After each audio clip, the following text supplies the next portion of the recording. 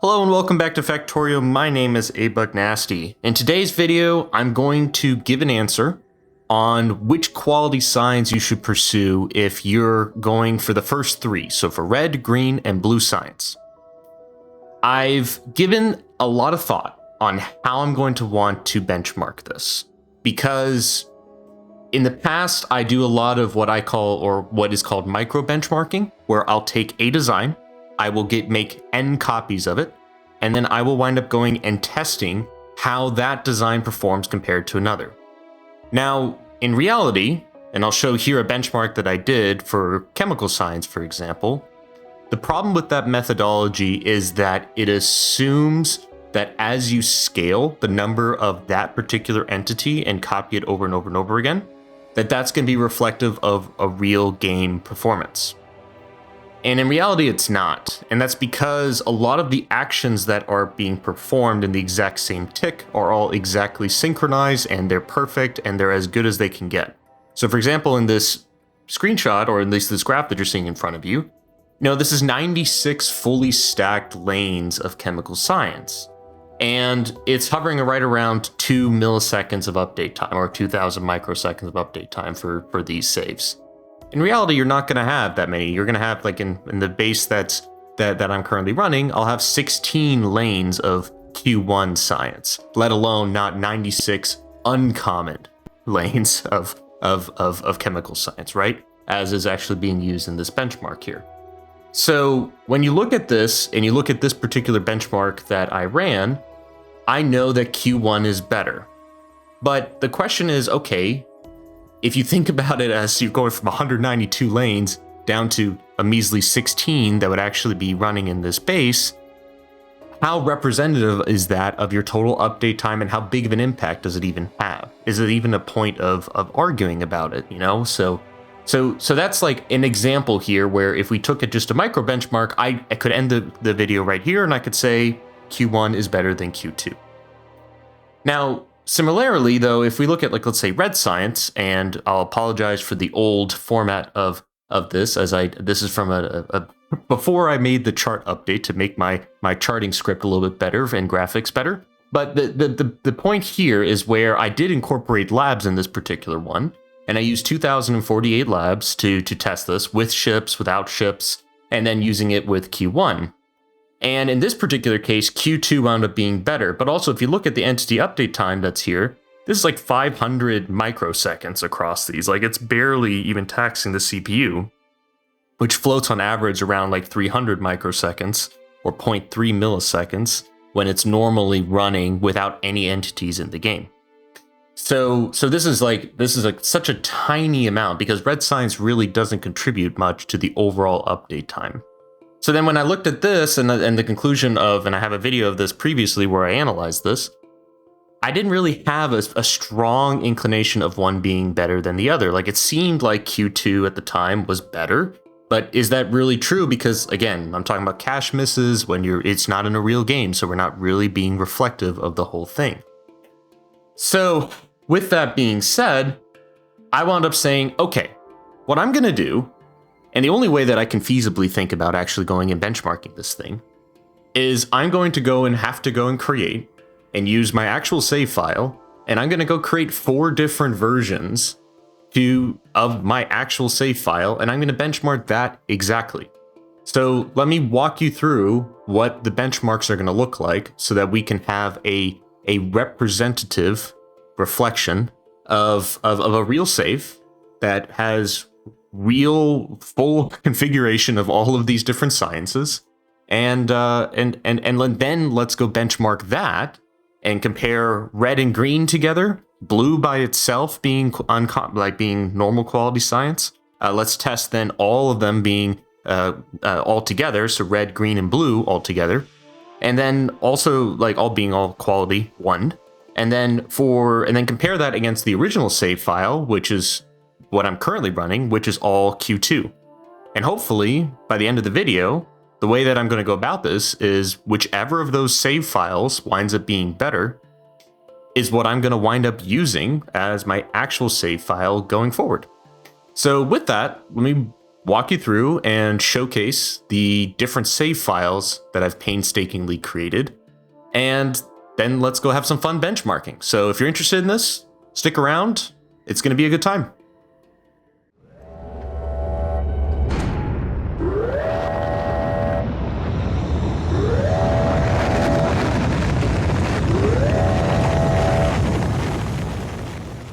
So this is the base save file that we're going to use. This is my actual megabase that is running quality science for everything.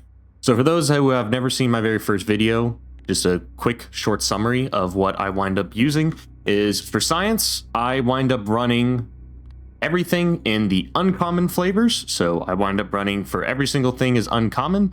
The only things that are actually normal are going to be agriculture science and Prometheum science, and then I run legendary space science packs. So that is my current setup. The question is, in this, is we're going to replace red, green, and blue, and we're going to replace those with the common variants and swap them out. So for those who have seen my megabase, you'll probably notice that some things look different here, especially where did all this solar come from? Is it relevant for this test? No, not at all. I just strictly wanted to be able to say that I have 100 gigawatts of solar power, mainly because I thought it would be cool to do. And technically it's slightly more UPS optimal compared to fusion energy. So I have completely swapped those out and we are now completely a solar shop here on Novice. Now, what I will wind up just as an intro now, just to explain kind of the premise and the setup, we'll start with red science. So the designs here, I'm running at 4.5 million science per minute, or effective science per minute. The target that I am currently running is 8 stacked lanes of uncommon science. So when we go to use the common variant, that's gonna be 16 of those, right? Now, let me talk through quickly the designs as they have changed and I have never created videos on it, so I'm going to quickly summarize them. So this is a design that Theon came up with over on my Discord channel. I really like this design. It's very simple in the way that it just winds up extracting where the furnaces are going into each of the individual designs or the sciences, and it uses a lot more direct insertion than other builds that I've created in the past. I've benchmarked this, and this is superior than any of the other ones that I've created, so I've used it for this test to give the best representation we can for Q2 science. Now, I've also gone and swapped across the entire base all of the individual mining drills here that wind up upcycling all of the ore. So I've already swapped all of these out, and I have placed them now everywhere in the entire base. So any science that's currently actively running or even not running, I have swapped out to use this design. So, and this is the one where I've created a video recently where we wound up testing and trying to optimize the recyclers, and this was the best version by far that we could create at the time. So, that being said, I have now over here, here's the green science setup that I'm using. Now, this is also different, and I've also never talked about this yet. This is a design that was inspired again by Theon, and I wound up modifying it so that it was a little bit more, well, aesthetically pleasing to me. So it functionally is equivalent to a design that he wound up coming up with, and the clocks were actually created by him. And ultimately, I wound up changing the base module here and then making it so that it routes a little bit better with some of the belts that I wanted for the way that I'm going to be routing all of the ores in here. It's a little bit of a weird ratio due to unevenly pulling items off of lanes. To maintain back pressure, I need to run an extra lane. It's also similar to Theon's design, but I wound up just changing the layout a little bit just so that this section was a little bit more tileable, and overall just mainly it was just for aesthetics. So that's ultimately the change I made. But what this does is this is all perfectly clocked. This is making 960 per second of the uncommon version, or 2 times that for the common equivalent. So again, we're running 8 lanes, and so in total here that's coming out of that. Now, I've already released a video talking about blue and chemical science, so this is actually the latest design that I have already created a video on, where I went in from the ground up, wound up designing the entire thing, so check that out if you're interested in how I created this design. This upcycles sulfur and is going to be otherwise just taking in, again, the raw materials that we have, using, again, these setups that we wound up creating, and they're, again, just all swapped out to be the best of these recycling setups. So again, this is here going to be making 8 lanes of blue science perfectly coming out of here. And otherwise we have then for the common equivalent, we're going to need again 16 of those.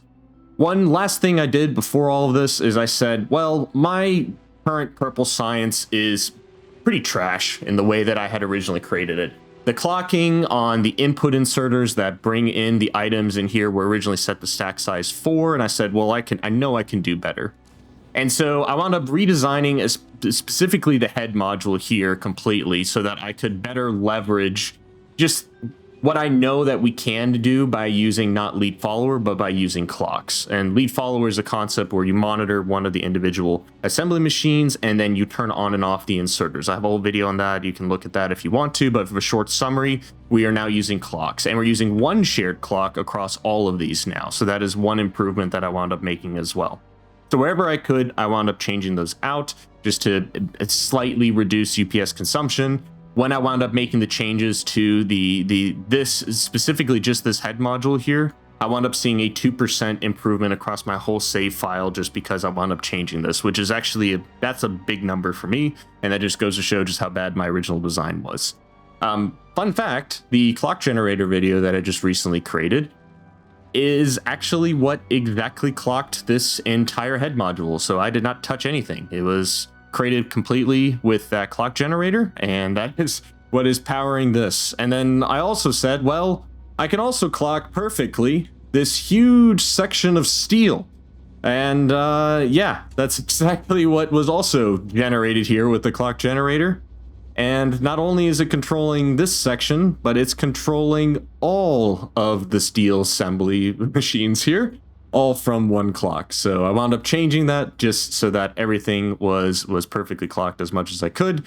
And I also wound up using the clock generator again, just because I was having fun with it, to wind up using it to create the electric furnaces that are here. So again, just having a lot of fun with the new tool and experimenting it. And I've been testing it on my Discord. So if you want to see that, there's a lot of investors there where I've talked about it. But the long story short is I wound up redesigning Purple Science. I'm not going to create a dedicated video on it. I made it better. So anyway, it's 2% better across the whole save file. So that's a ton better for this. And this is in preparation for hopefully eventually finishing the Purple Science competition video. And then we can actually go and test Purple Science. But that's not the focus today. The focus today is just explaining the fact that we have changed, that we're going to be testing against blue, red, and we have tested against with green. So, okay. What I'll do now is I'll tell you that I have one save file where I've swapped red and green out specifically, and I've left blue the same. I have another save file where I've left red and green the same, but I have swapped out blue. And then I have one where I have combined all of them, red, green, and blue together, all in the common variants. So I'm going to show you the final version that has all 3 of them all together, just so that you can just see what the final end product looks like. And then we'll get into the actual benchmarks themselves, and then we'll talk about the actual results. So this is the new version that is the Q1 equivalent of the previous base. So let's start off with where everyone starts off in Factorio. Let's start off with red and green science. So the original plan was to move red science up here, but then I thought about it a little bit and I said, well, it's probably going to be better to just straight up combine the fluids that we're going to need, because all we're really going to need is metallurgic science, or not metallurgic, iron ore fluid, and then the same thing, we're going to wind up needing molten copper and molten iron. So we might as well just have the exact same location where all of the calcite can wind up coming in. And let me bring over my Spidertron so that we can actually go and see this, because I don't actually have coverage over here. So you have a little simple train station. This is a really simple 1-lane unloading station here, and it just, whenever it actually winds up running low, we'll wind up having a train come in here and actually fill it up. So that's dispatched here from this location here, so we can ride along with this train. We can watch it come in. And, oh, nope, we are going to chemical science with that one. So never mind. I thought that would have been a very cool transition otherwise. So since we don't have that, what I'm going to wind up saying is this is where the calcite comes in, and these just come in just on demand. And very, very infrequently does this actually have to come in. Actually, across the entirety of the save file, the calcite that we wind up actually consuming is a 3.6K per minute. So very, very doable in terms of shipping it in and bringing it in from Vulcanus. Now, I had already had all this set up to ship the calcite in, and I want to talk about it specifically because the calcite itself comes in from a ship, and is going to be over here. Let me go and grab the express ship. This express ship job is to bring in both bioflux and calcite on demand whenever we actually wind up needing it. So it loads up in one shot, all 32,000 calcite, and then slowly drops it over a period of time, slowly over onto Novice. So, and on Vulcanus, just where that comes from are I have a couple of these pods that just directly insert and put all the calcite in and then just launch it all in one go. So that's how I wound up shipping the calcite in. I already had all that set up, so I didn't change very much there. Now, this is here, the full red and green science assembly. These are the designs that were the best designs from the previous competitions we've had, so both for red and for green. Now, and also I have just had a video where I talked about I made the clocks better and wound up actually improving a little bit the overall performance of these. So that's actually what is running here are the clocks that control in the absolute best new design that we have for green science and for red science are running here. So here's all their glorious 16 lanes of fully stacked science that is constantly being emitted. And we have the same thing over here for red science that's flowing across here. So I have now routed all of those red and green sciences in here, and I've done some people are probably going to be mad because they're saying you're using splitters, and yes, I am, but the reason is because I need to have priority lanes that go to all the labs, and the way that I have designed these here is they all go in and feed this section, and because there's a slight rounding error in terms of how much these particular labs can wind up consuming. So if we go and we highlight this, right, you're going to see that per second it is in terms of transport belts, right? It's slightly off. It's not exactly the full amount that we wind up needing. So instead it's 3.951 fully stacked lanes. And so for the rounding error, I take all the excess, this gets routed into here and runs over to these final 4 labs, which make up the difference. So that's how I wind up running it so that I can consume the entire amount. And then you can see here perfectly clocked, you're going to have exactly these sciences are going to go and get flipped out and all synchronized together, go to all the different locations they need to for all the labs because they're all controlled off of one clock. So anyway, so that's how I have them routed in. And then otherwise, yeah, that's basically it. There's nothing super fancy here other than, you know, painstakingly having to go and use my Spidertrons to go and build all this out. Now, the next thing that I want to talk about, and we'll bring these guys down here just in case I can't see anything, is chemical science. And boy, is this beautiful. So, pretty cool the way this all wind up turning out. So, from the previous competitions, this wound up being one of the best chemical science designs. And I wound up actually going and using my clock generator to create a better clock for the red circuits here so that they have a 2 or 3 swing output here.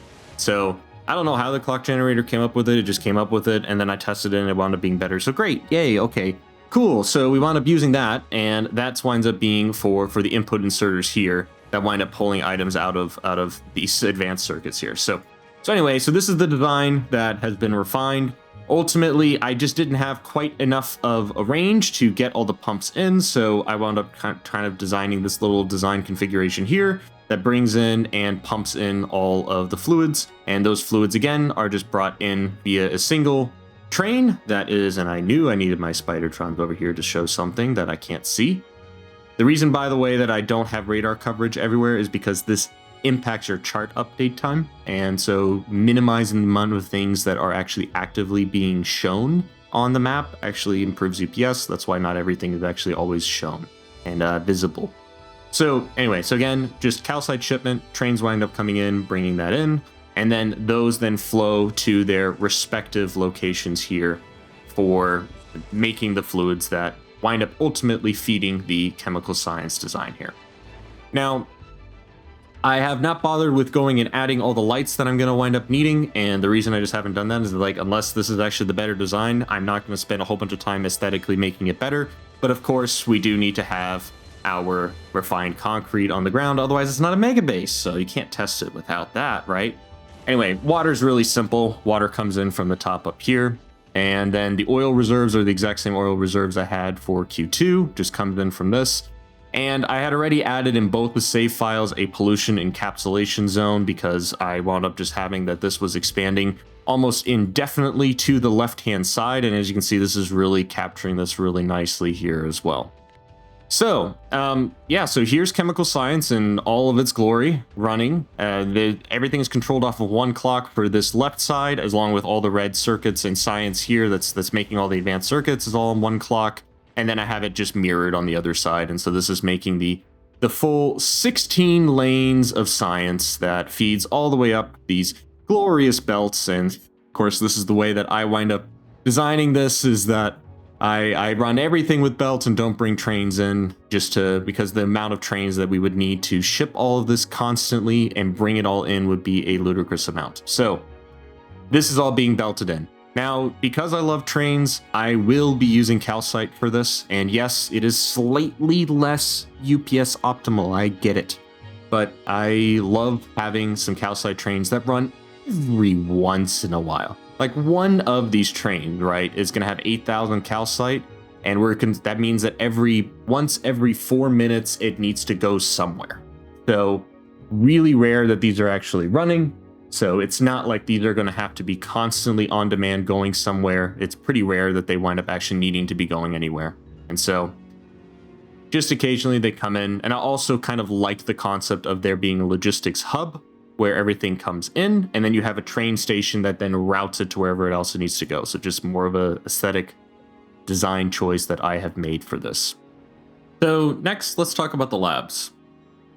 So the labs are going to be impacted by Q1 science because they're going to increase the rate at which they're consuming science now. You can see here how much faster chemical science is being consumed compared to uncommon science for production science packs, right? So it's twice the rate. That's because of their effectiveness, right, going up, or science capacity goes up with quality. So one of the things that happens in this scenario is now the inserters that, in the way that are bringing in red and green, along with inserters that happen to be bringing blue and purple in, are going to now have to swing twice as often into the labs. Now, the good thing is that the configuration setup for this is really easy because I've already designed it with this case in mind for all my labs. And the only thing that had to wind up changing was just this signal here that says what is the quality of science that I happen to be passing into this bank of labs here. So in this case, I changed them to a normal quality signal, and that means that these are going to get a signal twice as often compared to the other ones. So, and everything else is then going to be uncommon.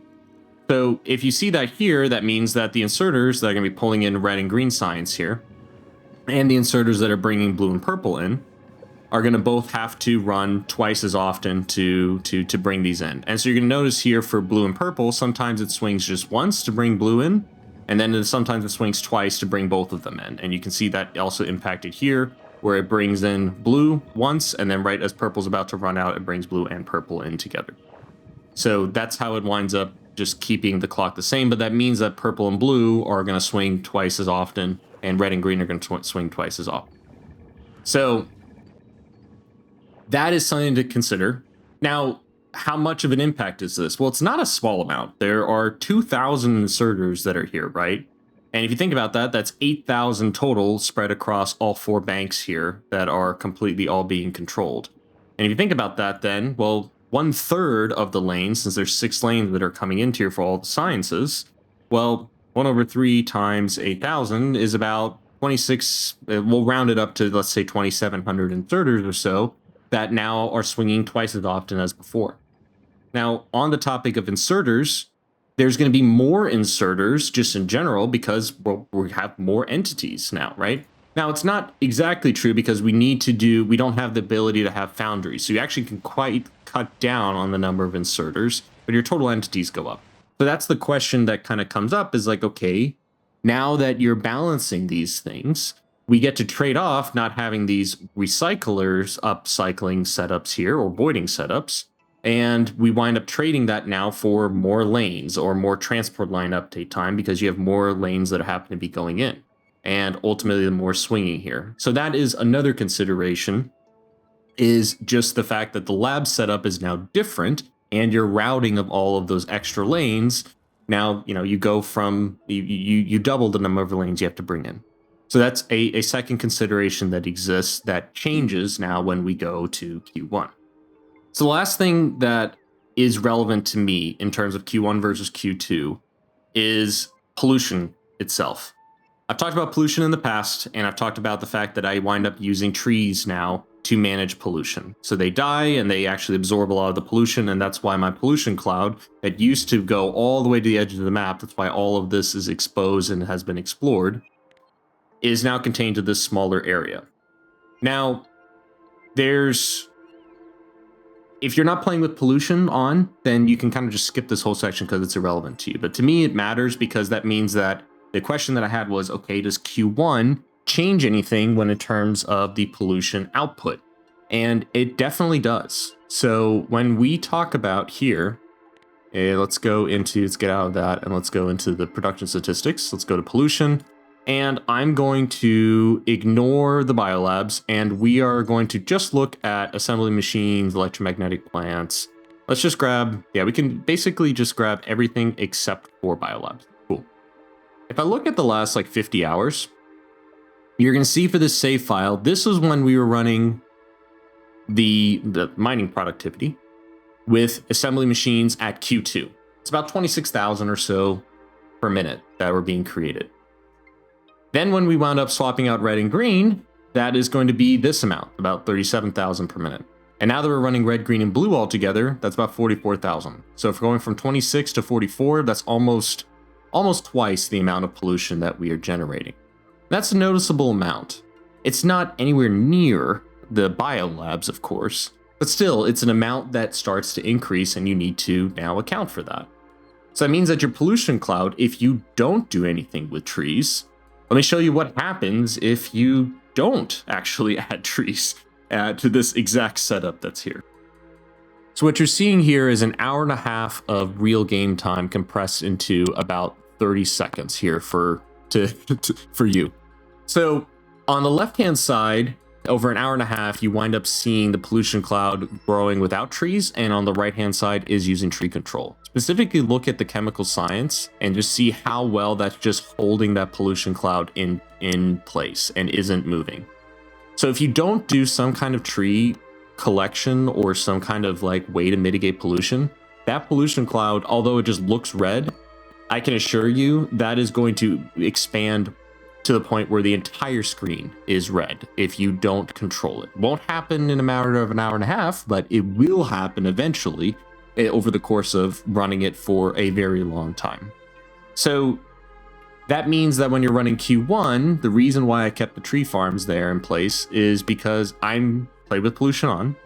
And so it means that the trees are going to die a little bit faster than they would with Q2, just purely because the assembly machines are producing more pollution.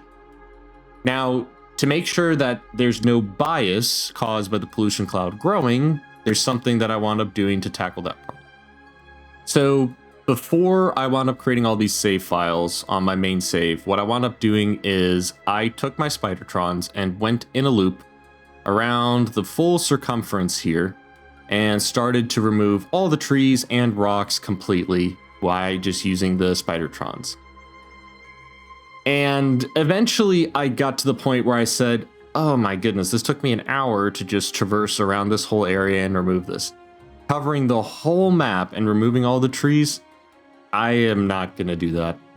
So I popped into the editor and I wound up just dragging my trusty tree deletion blueprint and I dragged it across the entirety of the map here.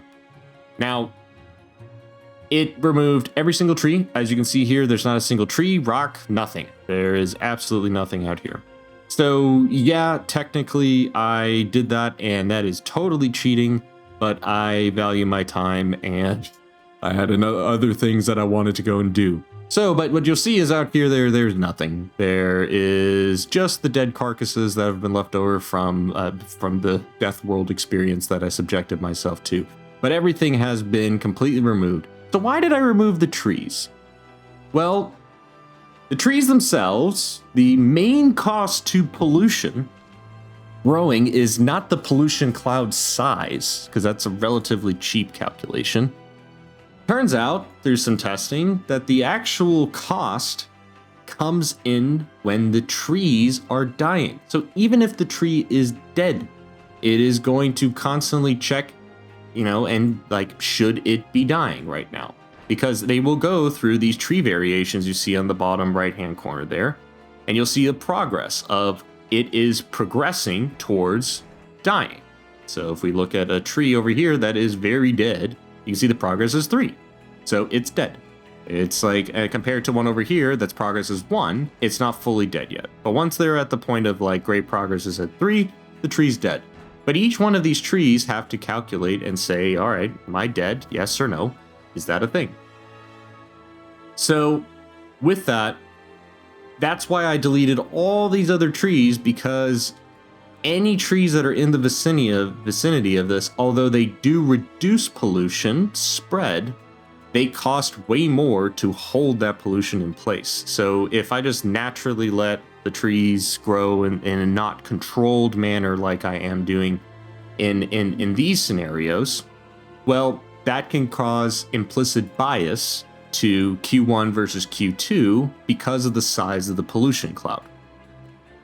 So to account for that, I deleted all the trees. So the only trees that are actually physically on this map are trees that I have put there.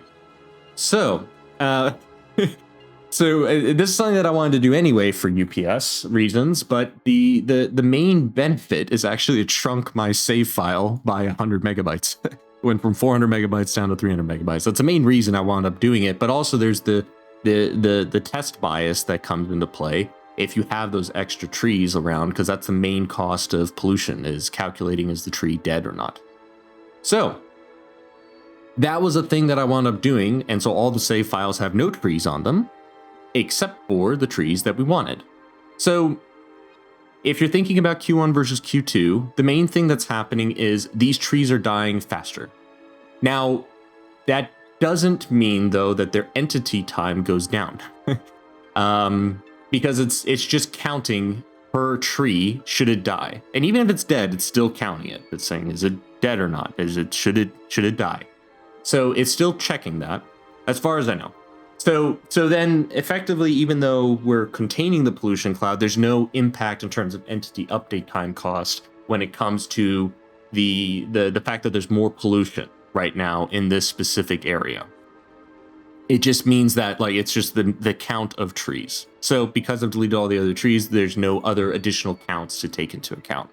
So that was one extra bias that I had to remove. The last problem I encountered is Gleba science. Well, hold on, you're running mining productivity. Why do you care at all about Gleba? Well, right now this thing is sitting over Gleba, and it is currently right now on Gleba, we are launching all of this extra agriculture science. Well, the reason is because right now this ship is literally just not consuming for science agriculture, but we still have to produce it because it's rotting in space.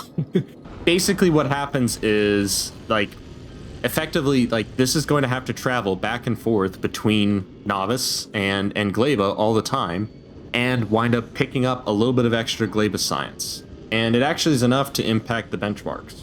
If we go, and I'll pull up the chart now for this, you see those large spikes that are there? Well, those spikes are exactly what we just witnessed. That's one of those trips going to Gleba and then coming back with extra agriculture science.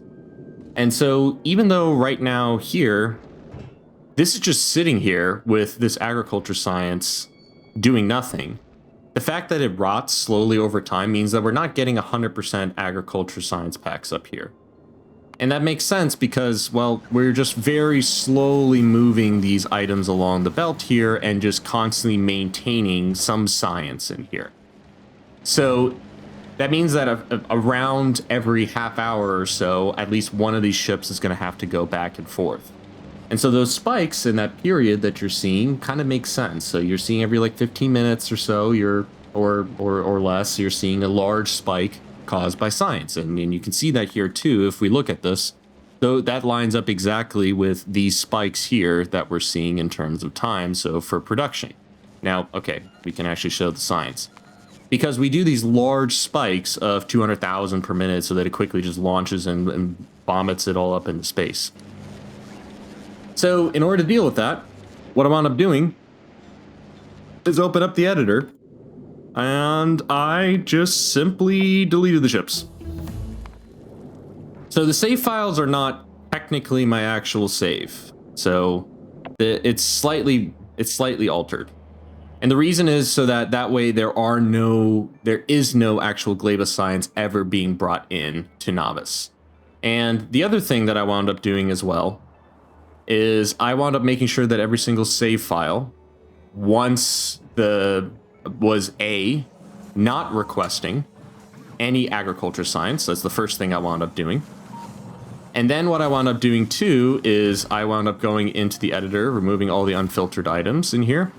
And I wound up just going and removing all the agriculture science pack from the hub, because it's a large inventory container and it's technically constantly adjusting and updating because of these agriculture science packs. They're just sitting in here and are rotting and effectively also routing to each of these things. So that's an extra little bit of update time that's just sitting there. Because of the fact that like that Gleba science is coming in, depending on the timing of when I happen to save the files, that would cause those big spikes to happen at maybe sometimes it would happen 4 times in a save, sometimes it happened 3 times in a save. And so I wanted to rule that out completely because that would skew your results because we ran these save files for 45 minutes, right?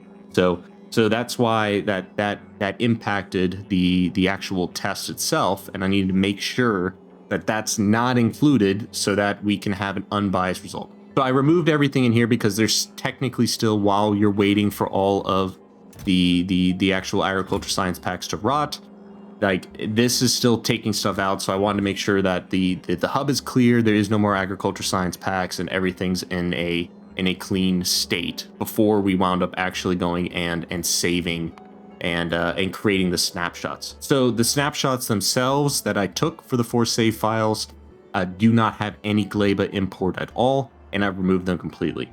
It's a thing that I need to solve for, but I don't have a good solution for Gleba science quite yet to completely turn it off. So this is my current, for now, way that I can go and test this and not add effectively bias to a test depending on when those large spikes occur. This is not the best recording of this process, but I wanted to just showcase this because I'm not going to see this graph again, most likely. So it's an interesting graph where you're at this scale transitioning from uncommon science down to common science, and you're seeing the consumption rate on the actual labs during that transitionary period.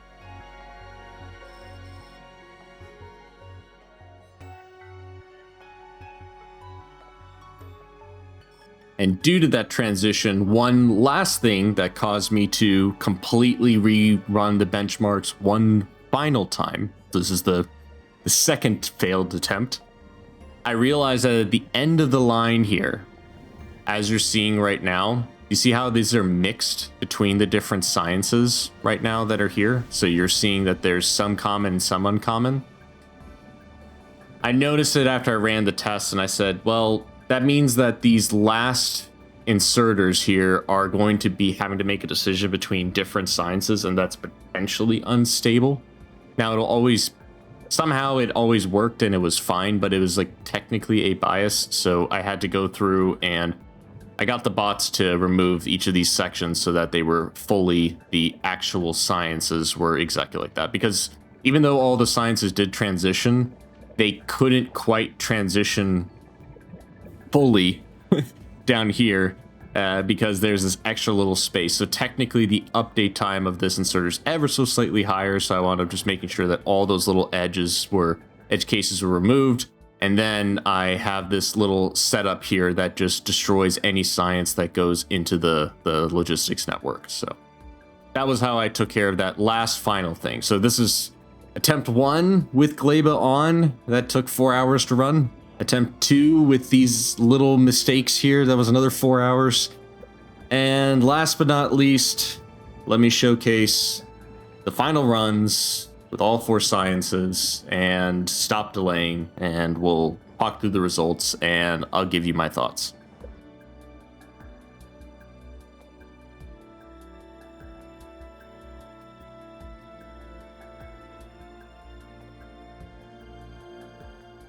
So as this video montage plays in the background, what I want to talk about first is, if you remember the purple science benchmark that I briefly mentioned earlier in the video, was a 2% improvement purely from increasing some of the changes that were there. So very high entity update time, handling high throughput traffic, changing the inserter arrangements, right? That was a 2% difference.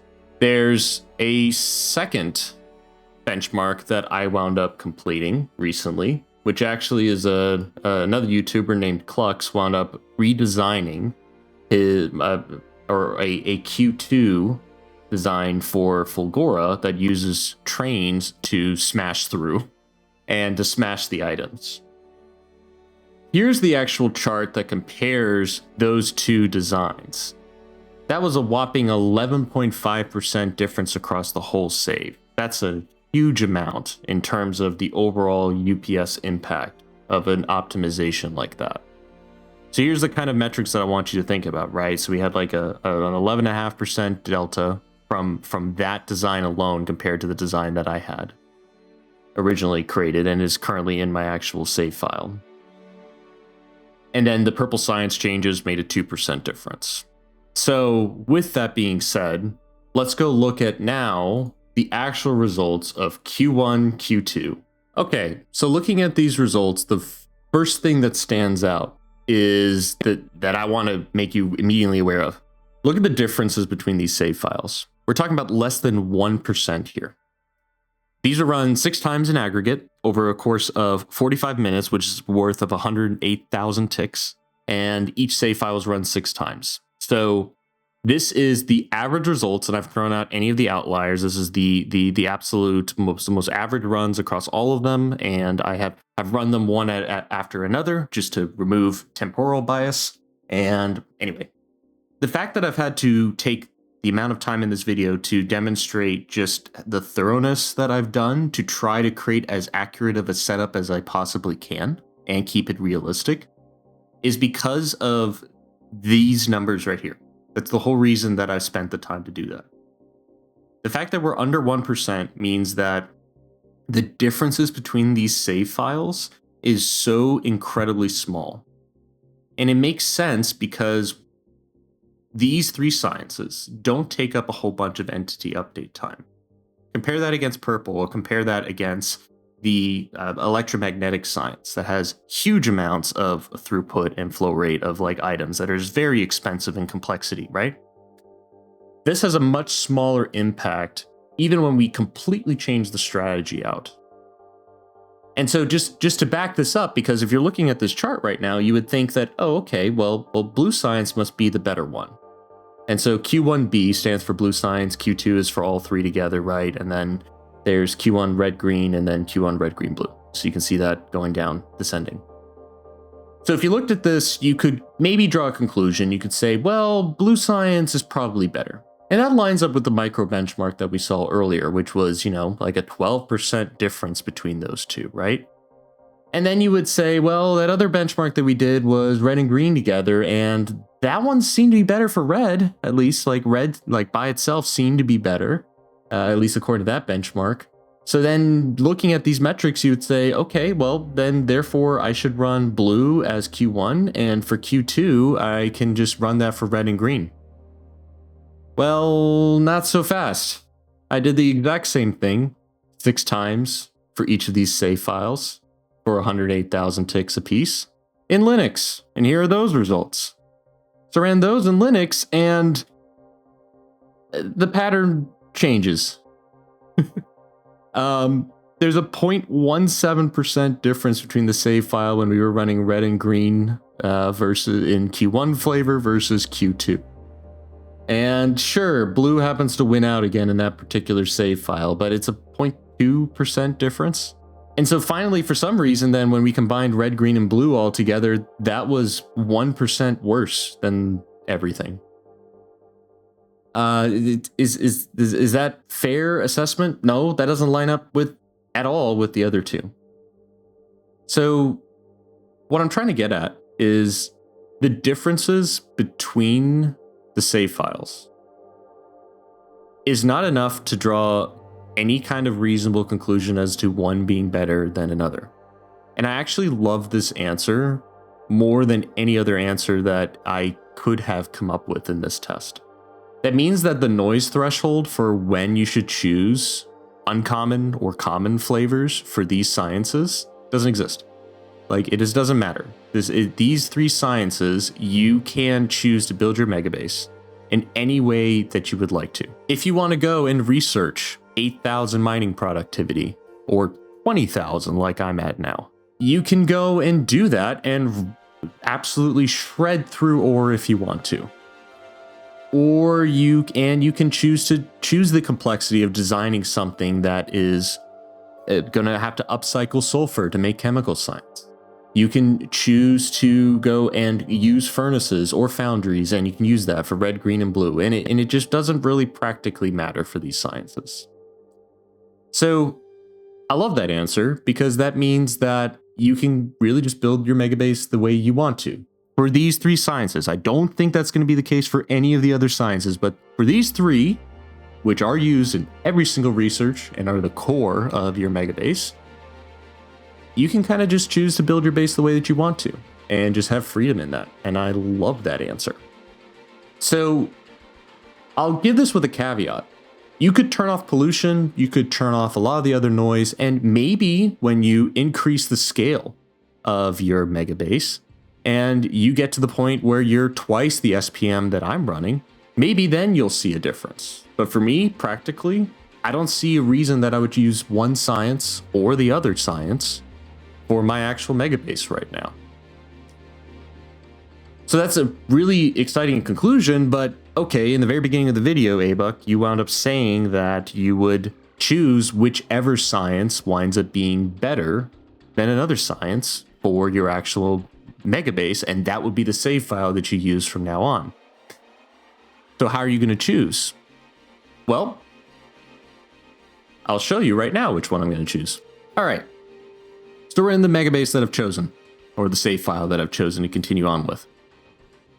So I've been running this for quite a while now, about 10 hours, just to make sure that everything's good, everything's stable, everything is. So the megabase that I've chosen is Q1 Science.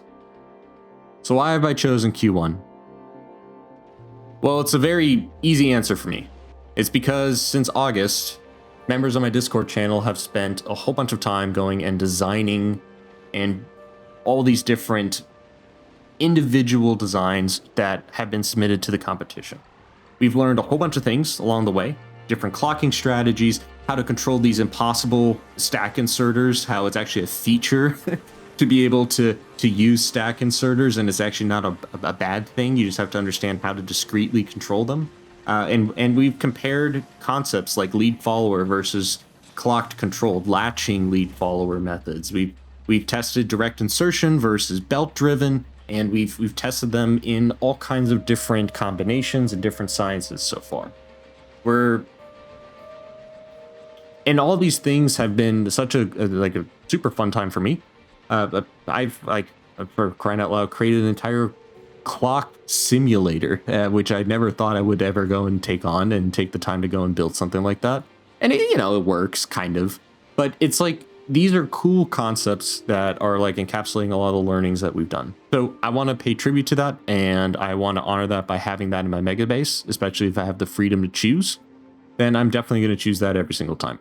So the designs that are in here are all the competition winners and the designs that are in that, but I want to honor all the people that have been in this competition, so all their names are currently on the screen.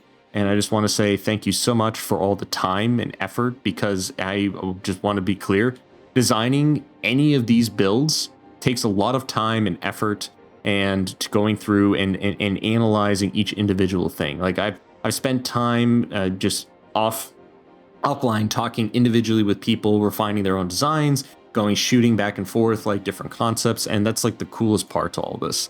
So that's why I'm choosing these designs, is just because it has been an amazing time going and collaborating, coming up with different concepts, and I think that's the coolest part about the Factorio community. So thank you again for all the people that have participated in the competition. Now, one thing I'll say is you may not like the way that I've concluded this, because I tested this in a non-noise free environment. I tested it with pollution on. I'm testing it with routing things from really far away. I'm choosing non-optimal things like using pumps to bring fluids in. I'm using trains, so I'm using calcite delivery. That is, you know, coming from one location, and then and when we know that trains are not exactly the most optimal. But I find that more interesting because this is a real save with real actual problems that you have to solve. And you're seeing me solve those now by adding things like tree farms. This is definitely an entity update time that I don't necessarily need if I just kill pollution, but I like that challenge. So that's the way that I'm going to be testing these kinds of things. So going forward, that's the way that I'm going to continue to test purple science, which is right next on my bucket list of the next item that I want to go and finish out is that series, so I can do this exact same follow-up video to go and test purple science. So that's how I'm going to go forward with each of these. I'm going to use this same save file, and then I'm going to go and create this final version of a benchmark to go and test completely and see, is there a net improvement that I can definitely and definitively see. So that's the conclusion of red, green, and blue, and you can kind of just choose your own adventure in terms of which ones you want to use. So very excited for what's coming up next and the other things that we're going to continue to test. I very highly anticipate that we're going to see a lot larger of differences, especially when purple science comes into play, given the amount of stone volume that is flowing through there and some of the results we've already seen. And I'm excited to continue to test those. So with all that being said, if you've made it this far in the video, thank you so much for watching. I really appreciate the people that have participated again in the competition series, but also all the people who watch this and comment on the videos, and it really helps me stay motivated. So appreciate all you for watching these videos and being interested in this kind of stuff. Anyway, keep letting the factory grow, and I'll see you in the next video.